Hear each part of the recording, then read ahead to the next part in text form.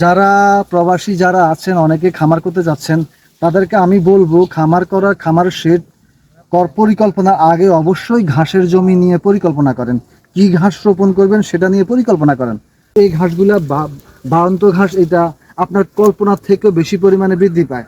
এই ঘাসগুলাতে আমি এখানে, এটা জাস্ট একটা, এখানে কোনো চাষ করা হয় নাই, কোনো সার দেওয়া হয় নাই, কোনো পানি দেওয়া হয় নাই, এটা জাস্ট আমি গিটটা রোপণ করে চলে গেছি, এইটুকুই। যারা প্রান্তিক খামারি আছেন, দুই একটা গরু পালন করেন, তারা এই ঘাসগুলা যদি খাওয়ান, তারা 1 মাস খাওয়াইতে পারবে একটা গরুকে। এই পরিমাণে ঘাস হয়েছে দেখুন, একটা গিট থেকে মিনিমাম 5 কেজি ঘাস হবে।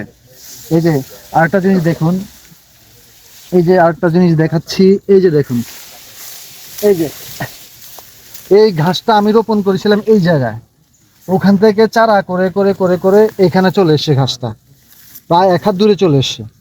তো কি পরিমাণে ঘাসগুলা হচ্ছে আপনারা চিন্তা করুন।